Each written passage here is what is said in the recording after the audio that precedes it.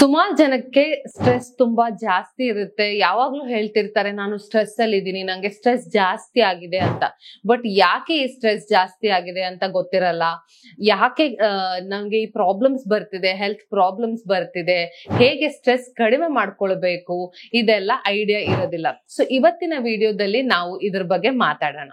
ನಮಸ್ತೆ, ನಾನು ಡಾಕ್ಟರ್ ಅಪೂರ್ವ ಮುಕುಂದ್, ಪ್ರಾಣ ಪ್ರಕೃತಿ ಚಿಕಿತ್ಸೆ ಕಲಬುರಗಿಯಿಂದ. ಸೊ ಇವತ್ತಿನ ವಿಡಿಯೋದಲ್ಲಿ ನಾವು ಸ್ಟ್ರೆಸ್ ಲೆವೆಲ್ಸ್ ಹೇಗೆ ಜಾಸ್ತಿ ಆಗುತ್ತೆ, ಯಾಕೆ ನಮ್ಗೆ ಹೆಲ್ತ್ ಪ್ರಾಬ್ಲಮ್ಸ್ ಕೊಡುತ್ತೆ, ಮತ್ತೆ ಹೇಗೆ ಕಡಿಮೆ ಮಾಡ್ಕೊಳ್ಬೇಕು ಅಂತ ಡಿಸ್ಕಸ್ ಮಾಡೋಣ. ಮೊದಲನೇದಾಗಿ ಸ್ಟ್ರೆಸ್ ಅಂದ್ರೆ ಏನು? ನಮ್ಗೆ ಏನಾದ್ರೂ ಪ್ರಾಬ್ಲಮ್ ಬಂದಾಗ ನಾವು ಹೇಗ್ ಅನ್ಕೊಂಡಿರ್ತೀವೋ ಹಾಗ ಆಗಿಲ್ಲ ಅಂದ್ರೆ ನಮ್ಗೆ ಸ್ಟ್ರೆಸ್ ಬರುತ್ತೆ. ಕರೆಕ್ಟ್? ಸೊ ಈ ಸ್ಟ್ರೆಸ್ ಅನ್ನೋದು ಕೆಟ್ಟದ? ಖಂಡಿತ ಇಲ್ಲ. ನಮ್ಗೆ ದೇಹಕ್ಕೆ ಸ್ಟ್ರೆಸ್ ಬೇಕೇ ಬೇಕು. ಸೊ ಸ್ಟ್ರೆಸ್ ಬೇರೆ ಬೇರೆ ತರ ಇರುತ್ತೆ. ನಾವು ಅಕ್ಯೂಟ್ ಸ್ಟ್ರೆಸ್ ಅಂತ ಹೇಳ್ತೀವಿ, ಕ್ರೋನಿಕ್ ಸ್ಟ್ರೆಸ್ ಅಂತ ಹೇಳ್ತೀವಿ. ಅಕ್ಯೂಟ್ ಸ್ಟ್ರೆಸ್ ಅಂದ್ರೆ ಸಡನ್ ಆಗಿ ಏನಾದ್ರೂ ಆಯ್ತು ಅಂತ ಹೇಳಿದ್ರೆ ನಿಮ್ಗೆ ಅವಾಗ ಸ್ಟ್ರೆಸ್ ಜಾಸ್ತಿ ಆಗತ್ತೆ. ಅಂದ್ರೆ ಈಗ ಅಯನ್ ಬಾಕ್ಸ್ ಇದೆ, ನೀವ್ ಅದನ್ನ ಟಚ್ ಮಾಡಿದ್ರಿ, ಬಿಸಿ ಹತ್ತಾಗ್ತು, ಸೊ ಅವಾಗ ಸ್ಟ್ರೆಸ್ ಜಾಸ್ತಿ ಆಗತ್ತೆ. ಸೊ ಸ್ಟ್ರೆಸ್ ಆಗಿದ್ದಕ್ಕೆ ನೀವು ಆ ಕೈ ತೆಗ್ದಿದ್ದು ಅಲ್ಲಿಂದ.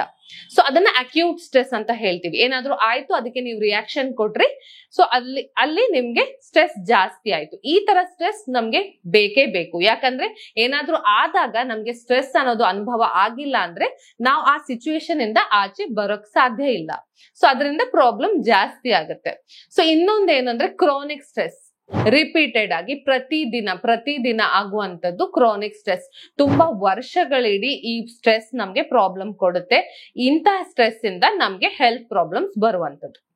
ಸೊ ನಾನ್ ಹೇಳ್ದಂಗೆ ಸ್ಟ್ರೆಸ್ ಎರಡು ತರದಿರುತ್ತೆ. ಫಾರ್ ಎಕ್ಸಾಂಪಲ್, ಯು ಸ್ಟ್ರೆಸ್ ಮತ್ತೆ ಡಿಸ್ಟ್ರೆಸ್ ಅಂತ ಹೇಳ್ತೀವಿ. ಅಕ್ಯೂಟ್ ಸ್ಟ್ರೆಸ್ ಅಲ್ಲಿ ಎರಡು ತರದ್ದು, ಒಂದು ಪಾಸಿಟಿವ್ ಸ್ಟ್ರೆಸ್, ಒಂದು ನೆಗೆಟಿವ್ ಸ್ಟ್ರೆಸ್. ಪಾಸಿಟಿವ್ ಸ್ಟ್ರೆಸ್ ಅಂದ್ರೆ ಏನು? ಈಗ ಎಕ್ಸಾಮ್ ಇದೆ ಅಲ್ವಾ, ಅದಕ್ಕೆ ನಮ್ಗೆ ಸ್ಟ್ರೆಸ್ ಆಗತ್ತೆ, ಬಟ್ ಅದು ತುಂಬಾ ಮುಖ್ಯ. ಈ ಸ್ಟ್ರೆಸ್ ಇಂದ ಹೊರಗಡೆ ಬಂದ್ರೇನೆ ನಾವು ಇನ್ನೂ ಗ್ರೋ ಆಗ್ತೀವಿ, ಏನಾದ್ರೂ ಕಲಿತೀವಿ, ಜ್ಞಾನ ಹೆಚ್ಚಿಸ್ಕೊಳ್ತೀವಿ. ಇದು ಪಾಸಿಟಿವ್ ಸ್ಟ್ರೆಸ್. ಇನ್ನೊಂದೇನು ನೆಗೆಟಿವ್ ಸ್ಟ್ರೆಸ್. ಸೊ ಏನಾದ್ರೂ ಆದ್ರೆ ನನ್ಗೆ ಯಾಕೆ ಹಿಂಗಾಯ್ತು, ಬೇಜಾರಾಗೋದು, ಅಥವಾ ಅದರಿಂದ ಹೆಲ್ತ್ ಪ್ರಾಬ್ಲಮ್ಸ್ ಆಗುವಂತದ್ದು. ಸೊ ಯಾವ ರೀತಿ ಸ್ಟ್ರೆಸ್ ಗಳನ್ನ ನಾವು ತಗೋತಿದೀವಿ ಪ್ರತಿದಿನ, ಅದು ಮುಖ್ಯ. ಸೊ ಸ್ಟ್ರೆಸ್ ಆಗೇ ಆಗತ್ತೆ, ಬಟ್ ಅದರಿಂದ ಹೊರಗಡೆ ಬರ್ಬೇಕು. ನಿಮ್ಗೆ ಯಾಕೆ ಜಾಸ್ತಿ ಆಗ್ತಿದೆ ಅಂದ್ರೆ, ಫಸ್ಟ್ ನೀವು ಚಿಕ್ಕ ವಿಷಯಕ್ಕೆ ತುಂಬಾ ಜಾಸ್ತಿ ಯೋಚನೆ ಮಾಡಿ ಅದರ ಬಗ್ಗೆ ನೀವು ಸ್ಟ್ರೆಸ್ ಮಾಡ್ಕೊಂಡು ಅದು ಪ್ರತಿದಿನ ಯೋಚಿಸ್ತೀರ. ಸೊ ಅದು ಕ್ರೋನಿಕ್ ಸ್ಟ್ರೆಸ್ ಆಗಿ ಕನ್ವರ್ಟ್ ಆಗ್ತಿದೆ. ಅದು ಕೇವಲ ಇವತ್ತಾಯ್ತು. ಉದಾಹರಣೆಗೆ, ನಿಮ್ಮ ಫ್ರೆಂಡ್ ಯಾರೋ ಫೋಟೋ ಹಾಕಿದ್ರು, ನಿಮ್ಗೆ ಫೋಟೋಸ್ ಕಳ್ಸಿದ್ರು, ಅವ್ರು ಯಾವ್ದೋ ವೆಕೇಶನ್ಗೆ ಹೋಗಿದ್ರು, ಟ್ರಿಪ್ಪಿಗೆ ಹೋಗಿದ್ರು ಅಂತ ಹೇಳಿದ್ರೆ ನಿಮ್ಗೆ ಸ್ಟ್ರೆಸ್ ಶುರು ಆಗುತ್ತೆ. ನಾನ್ ಎಲ್ಲೂ ಹೋಗ್ತಿಲ್ಲ, ನನ್ನ ಜೀವನ ಯಾಕೆ ಹೀಗಾಗಿದೆ, ನಾನ್ ಯಾಕೆ ಹೀಗೆ ಇದ್ ಬಿಟ್ಟಿದೀನಿ, ಎಲ್ಲರೂ ಚೆನ್ನಾಗ್ ಆಗ್ತಿದ್ದಾರೆ, ಇಲ್ಲ ಯಾರಾದ್ರೂ ಒಂದು ಅವಾರ್ಡ್ ತಗೊಂಡಿದ್ ಫೋಟೋ ನೋಡಿದ್ರು ಕೂಡ ನನ್ಗೆ ಯಾಕೆ ಏನು ಆಗ್ತಾ ಇಲ್ಲ, ಜನ ಎಲ್ಲ ಚೆನ್ನಾಗ್ ಆಗ್ತಿದ್ದಾರೆ ಅಂತ ಈ ರೀತಿ ಸ್ಟ್ರೆಸ್ ಗಳು ಕಂಪೇರ್ ಮಾಡೋದ್ರಿಂದ ಮೊದಲದಾಗಿ ಆಗುತ್ತೆ. ಸೊ ಅದಕ್ಕಾಗಿ ನಾವು ಅನಾವಶ್ಯಕವಾಗಿ ಬೇರೆಯವ್ರ ಜೀವನದ ಜೊತೆ ಕಂಪ್ಯಾರಿಸನ್ ನ ಸ್ಟಾಪ್ ಮಾಡಬೇಕು. ಸೊ ಇದರಿಂದ ಒಂದು ಸ್ಟ್ರೆಸ್ ಬರ್ತಿದೆ. ಇನ್ನೊಂದೇನಂತ ಹೇಳಿದ್ರೆ, ನಿಮ್ಗೆ ಏನಾದ್ರೂ ಜಾಬ್ ಇರ್ಬೋದು, ಜಾಬ್ ಪ್ರಾಬ್ಲಮ್ಸ್ ಆಗಿರ್ಬೋದು, ಅಥವಾ ಮನೆಯಲ್ಲಿ ಇಮೋಷನಲ್ ಪ್ರಾಬ್ಲಮ್ಸ್ ಆಗಿರ್ಬೋದು, ಅದರ ಬಗ್ಗೆ ನಿಮ್ಗೆ ಮಾತಾಡಕ್ ಆಗ್ತಿಲ್ಲ, ಯಾರಿಗ್ ಹೇಳ್ಬೇಕು ಅಂತ ಗೊತ್ತಾಗ್ತಿಲ್ಲ. ಸೊ ಈ ಇಮೋಷನಲ್ ಕಂಡೀಷನ್ಸ್ ಇಂದ ಸ್ಟ್ರೆಸ್ ಬರುತ್ತೆ. ಇನ್ನೊಂದೇನಂದ್ರೆ ಫಿಸಿಕಲ್ ಸ್ಟ್ರೆಸ್. ತುಂಬಾ ಹೈ ವರ್ಕ್ ಇದೆ, ನನ್ಗೆ ರೆಸ್ಟ್ ಮಾಡಕ್ಕೆ ಟೈಮ್ ಇಲ್ಲ, ನನ್ಗೆ ಆ ರೀತಿ ಸ್ಟ್ರೆಸ್ ಕೂಡ ಸುಮಾರು ಜನಕ್ಕಾಗತ್ತೆ. ಅಂದ್ರೆ ನಾವು ಫಿಸಿಕಲ್ ಬರ್ನ್ಔಟ್ ಅಂತ ಹೇಳ್ತೀವಿ. ನಿಮ್ಗೆ ಎಷ್ಟು ಶಕ್ತಿ ಇದೆ ಅದಕ್ಕಿಂತ ಮೀರಿ ನೀವು ಏನಾದ್ರು ಕೆಲಸ ಮಾಡ್ತಿದ್ರೆ ನಿಮ್ಮ ದೇಹಕ್ಕೆ ಖಂಡಿತವಾಗ್ಲೂ ಇದು ಸ್ಟ್ರೆಸ್ ಆಗತ್ತೆ. ಇದರಿಂದ ನಿಮ್ಗೆ ಪ್ರಾಬ್ಲಮ್ಸ್ ಆಗತ್ತೆ. ಇನ್ನೊಂದೇನು ಕಾಮನ್ ಆಗಿ ನೋಡಿದೀನಿ ಅಂದ್ರೆ, ಜನಕ್ಕೆ ಕೆಲಸ ಇಲ್ಲ ಅಂದ್ರೂ ಕೂಡ ಒಂದೇ ಕಡೆ ಕೂತ್ಕೊಂಡು ಅದ್ರ ಬಗ್ಗೆನೆ ಮಾತಾಡೋದು, ಅದ್ರ ಬಗ್ಗೆ ಅಂದ್ರೆ ನೆಗೆಟಿವ್ ಕಮ್ಯುನಿಕೇಶನ್. ಯಾವತ್ತು ಬರೀ ನನ್ಗೆ ಹೀಗ್ ಆದ್ರೆ ಮುಂದೆ ಆಗುವಂತ ವಿಷಯದ ಬಗ್ಗೆ ಈಗ್ಲೇ ಯೋಚನೆ ಮಾಡಿ ನೀವು ಸ್ಟ್ರೆಸ್ ತಗೊಳ್ತೀರಾ. ಅಂದ್ರೆ ಆಗ್ಬಹುದು, ನನ್ ಜೊತೆ ಕೆಟ್ಟದಾಗ್ಬಿಟ್ರೆ ಅಂತ. ಸೊ ಈ ಪ್ರೊಬ್ಯಾಬಿಲಿಟಿಯಲ್ಲಿ ಸ್ಟ್ರೆಸ್ ತಗೋತೀರಾ. ಸೊ ಇದೆಲ್ಲ ಕಾರಣಗಳಿಂದ ಸಾಧಾರಣವಾಗಿ ಜನರಿಗೆ ಸ್ಟ್ರೆಸ್ ಆಗುತ್ತೆ. ಇದರಿಂದ ಹೊರಗಡೆ ಹೇಗ್ ಬರೋದು? ಇನ್ನೊಂದೇನು ತುಂಬಾ ಇಂಪಾರ್ಟೆಂಟ್ ಅಂತ ಹೇಳಿದ್ರೆ, ಇವತ್ತಿನ ದಿನ ನಿಮ್ಗೆ ಏನಾದ್ರೂ ಚಿಕ್ಕ ಹೆಡ್ಡೇಕ್ ಆದ್ರೂ ಕೂಡ ನೀವು ಅದ್ರ ಬಗ್ಗೆ ಯೋಚನೆ ಮಾಡಿ, ಅಥವಾ ಬೇರೆಯವ್ರಿಗೆ ಇದರಿಂದ ಕ್ಯಾನ್ಸರೇ ಆಗೋಯ್ತು ಅದ್ರ ಬಗ್ಗೆ ಯೋಚನೆ ಮಾಡ್ತೀರಾ, ಅಥವಾ ಆಲ್ರೆಡಿ ನಿಮ್ಗೊಂದು ಕಾಯಿಲೆ ಇದೆ ಅದಕ್ಕೆ ನಾನು ಎಲ್ಲಾ ತರದ ಟ್ರೀಟ್ಮೆಂಟ್ ತಗೊಂಡೆ, ಎಷ್ಟು ದುಡ್ಡು ಹಾಕಿದೆ, ಆದ್ರೂ ನನ್ಗೆ ವಾಸಿ ಆಗಿಲ್ಲ ಅಂತ ನೀವು ಚಿಕ್ಕ ಪ್ರಾಬ್ಲಮ್ ನ ಮತ್ತೆ ಮತ್ತೆ ಯೋಚನೆ ಮಾಡಿ ಅದ್ರ ಬಗ್ಗೆನೆ ಮಾತಾಡ್ಬಿಟ್ಟು ಅದನ್ನ ಒಂದು ಕ್ರಾನಿಕ್ ಪ್ರಾಬ್ಲಮ್ ಅಥವಾ ಕ್ರಾನಿಕ್ ಸ್ಟ್ರೆಸ್ ತರ ಮಾಡ್ಕೊಂತ ಇದ್ದೀರಾ. ನಾನು ಹೇಳ್ದೆ ಅಲ್ವಾ, ಅಕ್ಯೂಟ್ ಸ್ಟ್ರೆಸ್ ಮತ್ತೆ ಕ್ರಾನಿಕ್ ಸ್ಟ್ರೆಸ್ ಅಂತ. ಇದೆಲ್ಲ ಅಕ್ಯೂಟ್ ಸ್ಟ್ರೆಸ್, ಇವತ್ ತಲೆನೋವು ಬಂತು, ನಮ್ಗೆ ಜ್ವರ ಬರ್ತಿದೆ, ಅದೆಲ್ಲ ಅಕ್ಯೂಟ್ ಸ್ಟ್ರೆಸ್. ಆದ್ರೆ ಪ್ರತಿದಿನ ಅದ್ರ ಬಗ್ಗೆ ಯೋಚನೆ ಮಾಡೋದು, ನನ್ಗೆ ಇದಾಗಿರ್ಬಹುದಾ ಅದಾಗಿರ್ಬಹುದಾ ಅಂತ ನೀವು ಯೋಚನೆ ಮಾಡಿ ನೀವು ಸ್ಟ್ರೆಸ್ ತಗೊಳ್ಳೋದು ಕ್ರಾನಿಕ್ ಸ್ಟ್ರೆಸ್ ಆಗಿ ಕನ್ವರ್ಟ್ ಆಗುತ್ತೆ. ತುಂಬಾ ಜನ ಏನ್ ಮಾಡ್ತಾರೆ, ನಂಗೆ ಏನಾದ್ರೂ ಪ್ರಾಬ್ಲಮ್ ಆದ್ರೆ ಫಸ್ಟ್ ಥಿಂಗ್ ಫೋನ್ ಅಲ್ಲಿ ಸರ್ಚ್ ಮಾಡೋದು, ಅದ್ರಲ್ಲಿ ಬೇರೆ ಏನೋ ತೋರಿಸಿರುತ್ತೆ. ತಲೆನೋವು ಇದ್ರೆ ನಿಮ್ಗೆ ಬ್ರೈನ್ ಕ್ಯಾನ್ಸರ್ ಆಗಿರ್ಬೋದು ಅಂತ ಹೇಳ್ಬೋದು, ಅಥವಾ ನಿಮ್ಗೆ ಹೊಟ್ಟೆ ಪ್ರಾಬ್ಲಮ್ ಆಗಿದ್ರೆ ನಿಮ್ಗೆ ಇನ್ಯಾವುದಾದ್ರೂ ಕಂಡೀಷನ್ ಪ್ರಾಬ್ಲಮ್ ಇದೆ ಅಂತ ಹೇಳ್ಬೋದು. ಸೊ ಈ ರೀತಿ ಅನಾವಶ್ಯಕವಾಗಿ ನೀವು ಸ್ಟ್ರೆಸ್ ನ ತಗೊಳ್ತಾ ಇದ್ದೀರಾ, ಅದರಿಂದ ನಿಮ್ಗೆ ಮುಂದೆ ಇನ್ನೂ ಜಾಸ್ತಿ ಹೆಲ್ತ್ ಗೆ ಪ್ರಾಬ್ಲಮ್ ಆಗ್ತಾ ಇದೆ. ಓಕೆ, ಸೊ ಇದೆಲ್ಲ ಕಾರಣಗಳಿಂದ ನಿಮ್ಗೆ ಸ್ಟ್ರೆಸ್ ಆಗ್ತಿದೆ. ಇದರಿಂದ ಆಚೆ ಹೇಗೆ ಬರೋದು? ಮೊದಲನೇದಾಗಿ ನೀವು ಏನಾದ್ರೂ ಆಕ್ಟಿವಿಟಿಯಲ್ಲಿ ಇನ್ವಾಲ್ವ್ ಆಗಿ ಸ್ಟ್ರೆಸ್ ಕಡಿಮೆ ಮಾಡ್ಕೊಳ್ಳೋದಕ್ಕೆ ನಾವು ಸಿಂಪಲ್ ಆಗಿ ಏನ್ ಹೇಳ್ತೀವಿ, ಇದಕ್ಕೆ ಯಾವ್ದಾದ್ರು ಸ್ಪೆಷಲ್ ಆಗಿರುವ ಧ್ಯಾನ ಮಾಡೋ ಅವಶ್ಯಕತೆ ಇಲ್ಲ, ಅಥವಾ ಯಾವ್ದೋ ಸೆಂಟರ್ಗೆ ಹೋಗಿ ಮಾಡ್ಬೇಕು ಅಂತ ಇಲ್ಲ. ಫಸ್ಟ್ ಈಸಿ ಅಂದ್ರೆ ಏನು, ಪ್ರತಿದಿನ ಎಕ್ಸರ್ಸೈಸ್ ಮಾಡಿ ಫಿಸಿಕಲಿ ಆಕ್ಟಿವ್ ಆಗಿ ಓಡಾಡ್ಕೊಂಡಿರಿ ಅಂತ. ಸೊ ಯಾವಾಗ ನೀವು ಫಿಸಿಕಲಿ ಆಕ್ಟಿವ್ ಆಗ್ತಿರೋ ಅವಾಗ ನಿಮ್ಮ ಬಾಡಿಯಲ್ಲಿ ಹ್ಯಾಪಿ ಹಾರ್ಮೋನ್ಸ್ ರಿಲೀಸ್ ಆಗುತ್ತೆ, ಅವಾಗ ನಿಮ್ಗೆ ಆಟೋಮ್ಯಾಟಿಕ್ ಆಗಿ ಚೆನ್ನಾಗಿ ಫೀಲ್ ಆಗುತ್ತೆ, ಸ್ಟ್ರೆಸ್ ಕಡಿಮೆ ಆಗುತ್ತೆ. ಹ್ಯಾಪಿ ಹಾರ್ಮೋನ್ಸ್ ಬಗ್ಗೆ ನಾನು ಡೀಟೇಲ್ ಆಗಿ ಇನ್ನೊಂದು ವಿಡಿಯೋದಲ್ಲಿ ಮಾತಾಡಿದ್ದೀನಿ, ಅದರ ಲಿಂಕ್ ನಿಮ್ಗೆ ಸಿಗುತ್ತೆ. ಸೊ ಅದಲ್ಲದೆ ಫಸ್ಟ್ ಎಕ್ಸರ್ಸೈಸ್ ಖಂಡಿತವಾಗ್ಲು. ಇನ್ನೊಂದೇನಂದ್ರೆ ಸಿಂಪಲ್ ಆಗಿರುವ ಬ್ರೀದಿಂಗ್ ಆಗಿರ್ಬೋದು. ನೀವು ಕೂತ್ಕೊಂಡು ಒಂದು 5 ನಿಮಿಷ ಉಸಿರಾಟ ಮಾಡಿ. ಸೊ ನಿಮ್ಗೆ ಇದಕ್ಕೆ ನನ್ಗೆ ಮೇಡಮ್ ನಂಗೆ ಪ್ರಾಣಾಯಾಮ ಬರೋದಿಲ್ಲ, ನನ್ಗೇನು ಗೊತ್ತಿಲ್ಲ, ಅಥವಾ ನನ್ಗೆ ಇದೆಲ್ಲ ಮಾಡಕ್ ಆಗಲ್ಲ ಅಂತ ಹೇಳಿದ್ರು, ಈಗ ಆಫೀಸ್ ಅಲ್ಲಿ ಇದ್ದೀರಾ, ಅಲ್ಲಿ ನಿಮ್ಗೆ ಬೇರೆ ತರದ ಪ್ರಾಣಾಯಾಮ ಏನು ಮಾಡಕ್ ಆಗಲ್ಲ ಅಂದ್ರೆ ಜಸ್ಟ್ 1 ನಿಮಿಷ ಕೂತ್ಕೊಳ್ಳಿ, ಒಂದು 4 ಸಲ ಉಸಿರು ಒಳಗಡೆ ಹೊರಗಡೆ ತಗೊಳ್ಳಿ. ಜಸ್ಟ್ ಇನ್ಹೇಲ್ ಎಕ್ಸೇಲ್ 4 ಸಲ ಮಾಡಿದ್ರು ಕೂಡ ನಿಮ್ಗೆ ಸ್ಟ್ರೆಸ್ ಆಟೋಮೆಟಿಕ್ ಆಗಿ ಅದೇ ಕ್ಷಣಕ್ಕೆ ಕಡಿಮೆ ಆಗುತ್ತೆ.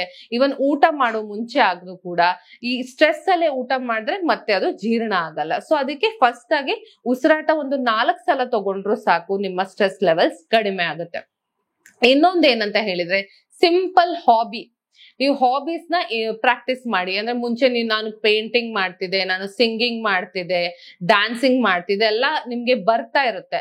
ಸೊ ಅದನ್ನ ನೀವು ದಿನನಿತ್ಯ ಮಾಡಕ್ ಟ್ರೈ ಮಾಡಿ, ನಿಮ್ಮ ಟೈಮ್ ನ ಅದ್ರಲ್ಲಿ ಹಾಕಿ, ಅದರಿಂದ ನೀವು ಸ್ಟ್ರೆಸ್ ಇಂದ ಆಚೆ ಬರ್ತೀರಿ. ಯಾಕಂದ್ರೆ ಇದೆಲ್ಲ ಮಾಡೋದ್ರಿಂದ ಕೂಡ ನಿಮ್ಗೆ ಹ್ಯಾಪಿ ಹಾರ್ಮೋನ್ಸ್ ರಿಲೀಸ್ ಆಗುತ್ತೆ. ಸೊ ಇದು ಗಾರ್ಡನಿಂಗ್ ಆಗಿರ್ಬೋದು, ಏನು ಗೊತ್ತಿಲ್ಲ ಅಂದ್ರೆ ಮ್ಯೂಸಿಕ್ ನ ಕೇಳಿ, ಡ್ಯಾನ್ಸ್ ಮಾಡಿ, ಅಥವಾ ಬೇರೆಯವರಿಗೆ ಮಾತಾಡಿ, ಸೋಷಿಯಲ್ ಆಕ್ಟಿವಿಟೀಸ್ಗೆ ಹೋಗಿ, ಪಾರ್ಕಿಗೆ ಹೋಗಿ ವಾಕಿಂಗ್ ಮಾಡಿ, 4 ಜನ ಸಿಗ್ತಾರೆ ಅವ್ರಿಗೆ ಮಾತಾಡಿ. ಸೊ ಇದೆಲ್ಲ ಮಾಡೋದ್ರಿಂದ ಕೂಡ ನಿಮ್ಗೆ ಸ್ಟ್ರೆಸ್ ಲೆವೆಲ್ಸ್ ಕಡಿಮೆ ಆಗುತ್ತೆ. ಅಥವಾ ನಿಮ್ಗೆ ಏನಾದ್ರೂ ಬುಕ್ ರೀಡಿಂಗ್ ಮಾಡಕ್ ಇಂಟ್ರೆಸ್ಟ್ ಇದ್ರೆ ನೀವು ಬುಕ್ ಗಳನ್ನ ಓದಿ. ನೀವು ಪುಸ್ತಕಗಳನ್ನ ಓದೋದ್ರಿಂದ ನಿಮ್ಗೆ ಎಷ್ಟೊಂದು ಮೋಟಿವೇಶನ್ ಸಿಗುತ್ತೆ, ಜ್ಞಾನ ಸಿಗುತ್ತೆ, ಅದರಿಂದ ನಿಮ್ಗೆ ಕಾನ್ಫಿಡೆನ್ಸ್ ಲೆವೆಲ್ ಕೂಡ ಜಾಸ್ತಿ ಆಗುತ್ತೆ. ಸೊ ಇದೆಲ್ಲ ಸಿಂಪಲ್ ಟೆಕ್ನಿಕ್ಸ್ ನೀವು ಪ್ರಾಕ್ಟೀಸ್ ಮಾಡ್ಬೋದು. ಮೆಡಿಕಲಿನೇ ನೀವು ಇದನ್ನೇ ಮಾಡಬೇಕು ಅಂತ ಏನಿಲ್ಲ, ಅಥವಾ ಏನಾದ್ರೂ ಮೆಡಿಸಿನ್ ತಗೋಬೇಕು ಅಂತ ಇಲ್ಲ. ನಿಮ್ಗೆ ಸ್ಟ್ರೆಸ್ ಇಂದ ತುಂಬಾ ಪ್ರಾಬ್ಲಮ್ಸ್ ಗಳು ಆಗ್ತಿದೆ, ಅಥವಾ ಕ್ಲಿನಿಕಲಿ ನಿಮ್ಗೆ ಡಿಪ್ರೆಷನ್ ಇದೆ, ಆಂಗ್ಸೈಟಿ ಇದೆ ಅಂತ ಹೇಳಿದಾಗ ನೀವು ಡಾಕ್ಟರ್ಗೆ ಹೋಗಿ ಕನ್ಸಲ್ಟ್ ಮಾಡಬಹುದು.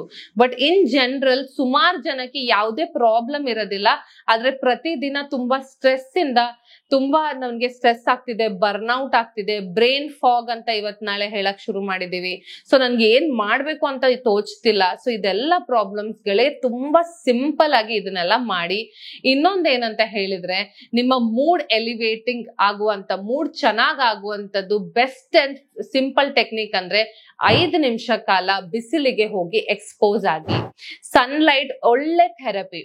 ನಿಮ್ಮ ಬಿಸಿಲಿಗೆ ಕೂತ್ಕೊಂಡಾಗ ನಿಮ್ಗೆ ಹಾರ್ಮೋನ್ಸ್ ಗಳು ರಿಲೀಸ್ ಆಗುತ್ತೆ, ನಿಮ್ಮ ಡಿಪ್ರೆಷನ್ ಮತ್ತೆ ಈ ಮೂಡ್ ಸ್ವಿಂಗ್ಸ್ ಗಳು ಕೂಡ ಕಡಿಮೆ ಆಗುತ್ತೆ. ಅದಲ್ಲದೆ ನಿಮ್ಗೆ ಏನಾದ್ರೂ ಹಾರ್ಮೋನಲ್ ಪ್ರಾಬ್ಲಮ್ಸ್ ಇದ್ರೆ, PCOD ಆಗಿರ್ಬೋದು, ಥೈರಾಯ್ಡ್ ಆಗಿರ್ಬೋದು, ಇದೆಲ್ಲ ಹಾರ್ಮೋನಲ್ ಇಂಬ್ಯಾಲೆನ್ಸ್ ಅಥವಾ ಮೆನೋಪಾಸ್ ಟೈಮ್ ಅಲ್ಲಿ ಆಗುತ್ತೆ. ಸೊ ಮುಟ್ಟು ನಿಲ್ಲುವ ಟೈಮ್ ಅಲ್ಲಿ, ಪ್ರೆಗ್ನೆನ್ಸಿ ಟೈಮ್ ಅಲ್ಲಿ ಹಾರ್ಮೋನ್ ಚೇಂಜಸ್ ಇಂದ ಕೂಡ ಮೂಡ್ ಸ್ವಿಂಗ್ಸ್ ಆಗ್ತಾ ಇರುತ್ತೆ. ಸೊ ಹಂಗೇನಾದ್ರೂ ಇದ್ರೆ ಅದನ್ನ ಸರಿಪಡಿಸ್ಕೊಳ್ಳಿ. ಏನ್ ಪ್ರಾಬ್ಲಮ್ ಇದೆ ಅಂತ ಕಂಡು ಹಿಡ್ಕೊಳ್ಳಿ. ನಿಮ್ಮ ಡಾಕ್ಟರ್ ಅಥವಾ ಹೆಲ್ತ್ ಎಕ್ಸ್ಪರ್ಟ್ ನ ಕನ್ಸಲ್ಟ್ ಮಾಡಿ ನೀವು ಅದಕ್ಕೆ ಟ್ರೀಟ್ಮೆಂಟ್ ಸರಿಯಾಗಿ ತಗೊಂಡ್ರೆ ಆಟೋಮ್ಯಾಟಿಕ್ ಆಗಿ ನಿಮ್ಗೆ ಸ್ಟ್ರೆಸ್ ಲೆವೆಲ್ಸ್ ಕೂಡ ಕಡಿಮೆ ಆಗುತ್ತೆ. ಆಮೇಲೆ ನಾನು ಆಲ್ರೆಡಿ ಸಿಂಪಲ್ ಟಿಪ್ಸ್ ನ ಹೇಳಿದೀನಿ, ಅದನ್ನೆಲ್ಲ ಪ್ರಾಕ್ಟೀಸ್ ಮಾಡ್ಕೊಳ್ಳಿ, ನಿಮ್ಮ ಸ್ಟ್ರೆಸ್ ಲೆವೆಲ್ಸ್ ಕಡಿಮೆ ಮಾಡ್ಕೊಳ್ಳಿ. ಸೊ ಸ್ಟ್ರೆಸ್ ಇಂದ ಬರುವಂತ ಪ್ರಾಬ್ಲಮ್ಸ್ ಗಳನ್ನ ಪ್ರಿವೆಂಟ್ ಮಾಡಬಹುದು. ಯಾವ್ದೆಲ್ಲ ಪ್ರಾಬ್ಲಮ್ಸ್ ನಿಮ್ಗೆ ಸ್ಟ್ರೆಸ್ ಲೆವೆಲ್ಸ್ ಇಂದ ಆಗತ್ತೆ? ಮೊದಲನೇದಾಗಿ ಹಾರ್ಟ್ ಡಿಸಾರ್ಡರ್ಸ್, ಹಾರ್ಟ್ ಪ್ರಾಬ್ಲಮ್ಸ್. ಯಾವ್ದೆಲ್ಲ ನಿಮ್ಗೆ ಹಾರ್ಟ್ ಅಟ್ಯಾಕ್ ಆಗಿರ್ಬೋದು, ಅಥವಾ ನಿಮ್ಗೆ ತುಂಬಾ ಜಾಸ್ತಿ ಹಾರ್ಟ್ ಬ್ಲಾಕೇಜಸ್ ಬರುತ್ತೆ, ಇದೆಲ್ಲ ಆಗತ್ತೆ. ಇಲ್ಲ ಜನರಲ್ ಆಗಿ ಕೂಡ ಚೆಸ್ಟ್ ಪೇನ್, ಮಸಲ್ ಕ್ರಾಂಪ್ಸ್ ಬರಕ್ಕೆ ಶುರು ಆಗತ್ತೆ. ಸಡನ್ ಆಗಿ ನನ್ಗೆ ಉಸಿರು ಹಿಡ್ಕೊಂತಾ ಇದೆ, ಬ್ರೆತ್ಲೆಸ್ನೆಸ್, ಈ ರೀತಿ ಪ್ರಾಬ್ಲಮ್ಸ್ ಗಳಾಗತ್ತೆ. ಮತ್ತೆ ಮೂಡ್ ಚೇಂಜಸ್ ಇಂದ ನಿಮ್ಗೆ ಆಂಗ್ಸೈಟಿ, ಡಿಪ್ರೆಷನ್, ಡೆಫಿನೆಟ್ಲಿ ಎಲ್ಲ ಮೆಂಟಲ್ ಡಿಸಾರ್ಡರ್ಸ್ ಕೂಡ ಆಗೋ ಚಾನ್ಸಸ್ ಇರುತ್ತೆ. ಸೊ ಇದೆಲ್ಲ ಆಗೋದ್ರಿಂದ ನಿಮ್ಗೆ ಕಾಂಪ್ಲಿಕೇಶನ್ಸ್ ಕ್ರಿಯೇಟ್ ಆಗುತ್ತೆ. ಆಮೇಲೆ ಇನ್ ಜನರಲ್ ಕೂಡ ಸ್ಟ್ರೆಸ್ ಲೆವೆಲ್ಸ್ ಅಂದ್ರೆ ಹೈ ಕಾರ್ಟಿಸಾಲ್ ಜಾಸ್ತಿ ಇದ್ದಾಗ ನಮ್ಮ ಬಾಡಿಯಲ್ಲಿ ಇನ್ಫ್ಲಮೇಷನ್ ಹೈ ಆಗುತ್ತೆ. ಇನ್ಫ್ಲಮೇಷನ್ ಹೈ ಆದ್ರೆ ನಿಮ್ಗೆ ಆಲ್ರೆಡಿ ಗೊತ್ತು ಏನೆಲ್ಲ ಪ್ರಾಬ್ಲಮ್ ಆಗುತ್ತೆ. ಹಾರ್ಟ್ ಪ್ರಾಬ್ಲಮ್ ಆಗಿರ್ಬೋದು, BP, PCOD, ಡಯಾಬಿಟೀಸ್, ಇದೆಲ್ಲ ಪ್ರಾಬ್ಲಮ್ಸ್ ಗಳು ಕೂಡ ಇನ್ಫ್ಲಮೇಷನ್ ಜಾಸ್ತಿ ಆದಾಗ ಆಗುತ್ತೆ. ಸೊ ಬೇಸಿಕಲಿ ಹೇಗೆ ಸ್ಟ್ರೆಸ್ ಅಂದ್ರೆ ನಮ್ಮ ಬ್ರೈನ್ ಇಂದ ಆಗುವಂತದ್ದು ನಮ್ಮ ಇಡೀ ದೇಹಕ್ಕೆ ಕನೆಕ್ಷನ್ ಇದೆ. ಸೊ ಯಾವುದೇ ಪ್ರಾಬ್ಲಮ್ ಆಗ್ಬೋದು ಇದರಿಂದ. ಅದಷ್ಟೇ ಅಲ್ಲ, ನಿಮ್ಮ ಸ್ಕಿನ್ ಮೇಲೆ ಕೂಡ ನಿಮ್ಗೆ ಬರುತ್ತೆ. ಸ್ಟ್ರೆಸ್, ಯಾರು ತುಂಬಾ ಸ್ಟ್ರೆಸ್ಫುಲ್ ಇರ್ತಾರೋ ಅವ್ರ ಮುಖದ ಮೇಲೆ ಗ್ಲೋ ಇರೋದಿಲ್ಲ, ನಿಮ್ಗೆ ಬೇಗ ವ್ರಿಂಕಲ್ಸ್ ಬರುತ್ತೆ, ಅಂದ್ರೆ ಏಜಿಂಗ್ ಪ್ರಾಸೆಸ್ ತುಂಬಾ ಬೇಗ ಆಗತ್ತೆ, ನಿಮ್ಗೆ ಡಾರ್ಕ್ ಸರ್ಕಲ್ಸ್ ಆಗುವಂತದ್ದು ಇದೆಲ್ಲ ಆಗತ್ತೆ. ಸೊ ಅದಕ್ಕಾಗಿ ಸ್ಟ್ರೆಸ್ ನ ಕಡಿಮೆ ಮಾಡ್ಕೊಳ್ಳಿ, ಚೆನ್ನಾಗಿ ನಿದ್ದೆ ಮಾಡಿ, ಇದರಿಂದ ನಿಮ್ಗೆ ಸ್ಟ್ರೆಸ್ ಲೆವೆಲ್ಸ್ ಕೂಡ ಲೋ ಆಗತ್ತೆ. ಇದೆಲ್ಲ ಟಿಪ್ಸ್ ನಾನೇನ್ ಹೇಳಿದೀನಿ ಇದೆಲ್ಲ ಫಾಲೋ ಮಾಡಿ. ಇದೆಲ್ಲ ಮಾಡಿದ್ಮೇಲೂ ಕೂಡ ನನ್ಗೆ ಇನ್ನೂ ಪ್ರಾಬ್ಲಮ್ ಆಗ್ತಿದೆ, ನನ್ಗೆ ಮಾತಾಡ್ಬೇಕು, ನನ್ಗೇನಾದ್ರೂ ಇನ್ನೂ ಜಾಸ್ತಿ ಹೆಲ್ಪ್ ಬೇಕು, ಮಾಹಿತಿ ಬೇಕು ಅಂತ ಹೇಳಿದ್ರೆ ಕೆಳಗಡೆ ನಂಬರ್ ಕಾಣ್ತಿದೆ ಸ್ಕ್ರೀನ್ ಮೇಲೆ, ಆ ನಂಬರಿಗೆ ಕಾಂಟ್ಯಾಕ್ಟ್ ಮಾಡಿ, ನಮ್ಮ ಟೀಮ್ ರೀಚ್ ಮಾಡುತ್ತೆ ನಿಮ್ಮನ್ನ. ಮತ್ತೆ ಇನ್ನೂ ಜಾಸ್ತಿ ಮಾಹಿತಿಯನ್ನು ಕೊಡಕ್ಕೆ ಪ್ರಯತ್ನ ಮಾಡ್ತೀವಿ. ನೀವು ಆನ್ಲೈನ್ ಕನ್ಸಲ್ಟೇಷನ್ ಕೂಡ ತಗೊಳ್ಬಹುದು. ಮತ್ತೊಂದು ವಿಡಿಯೋದಲ್ಲಿ ಇನ್ನಷ್ಟು ಮಾಹಿತಿ ಜೊತೆಗೆ ಭೇಟಿ ಆಗೋಣ. ಧನ್ಯವಾದ.